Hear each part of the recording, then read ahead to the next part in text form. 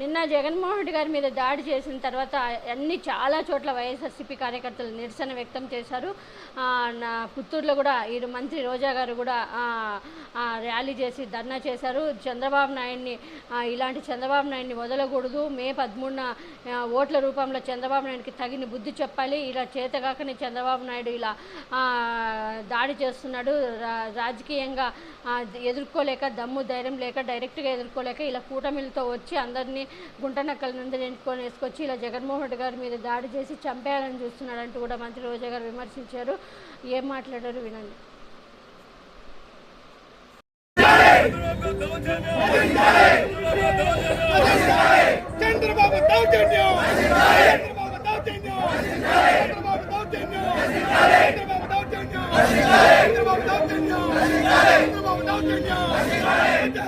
అంబేద్కర్ గారి జయంతి సందర్భంగా అందరూ సంతోషంగా ఘనంగా నివాళులు అర్పించాలని అనేక కార్యక్రమాల్ని రెడీ చేసుకున్నాం.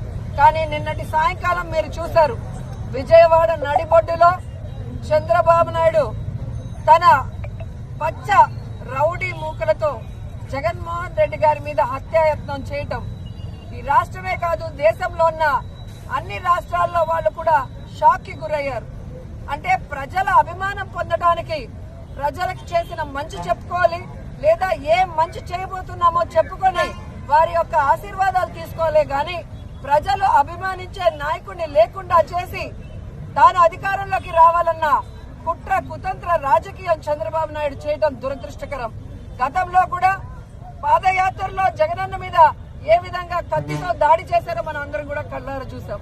మళ్లీ ఈ రోజు కరెంటు ఆపి ఏ విధంగా ఆయనని టార్గెట్ చేశారో కూడా కళ్ళారా చూసాం. ఈ రాష్ట్రంలో ఉన్న ప్రతి పేదవాడు ఈ రోజు ఏడుస్తున్నాడు.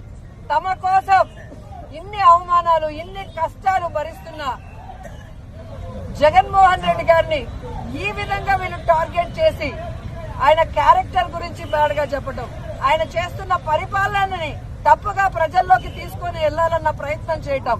ఈ రోజు సిద్ధం సభలు గాని, మేమంతా సిద్ధం బస్సు యాత్రలో మండు టెండల్లో కూడా వెన్నెల్లో లాగా ప్రజలు సంతోషంగా నిలబడి ఈ రోజు ఆయన ఆహ్వానిస్తుంటే కడుపు మంటతో ఆయన మీద హత్యాయత్నం చేయించడం ఈ రాష్ట్రంలో ఉన్న ఎవరూ కూడా మర్చిపోరని కూడా తెలుగుదేశం పార్టీ వాళ్ళకి హెచ్చరిస్తున్నాం. ఈ రోజు మీకు చెప్తున్నాం, ప్రజలు అభిమానించే ప్రేమించే జగనన్న రక్తం మీరు కళ్ళ చూశారు. ఖచ్చితంగా 2024 మే 13 జరిగే ఎన్నికల్లో తెలుగుదేశం జనసేన పార్టీల రక్తాన్ని కళ్ళ చూసే విధంగా ప్రజలు వాళ్ళకి ఓట్లతో బుద్ధి చెప్పి ఆ పార్టీని ఈ రాష్ట్రం నుంచి తరిమి కొడతాయని కూడా వాళ్ళకి తెలియజేస్తూ ప్రజల్లోకి జగనన్న అభిమానులంతా వెళ్లి చంద్రబాబు నాయుడు చేస్తున్న కుటిల రాజకీయాలు, వెన్నుపోటు రాజకీయాలు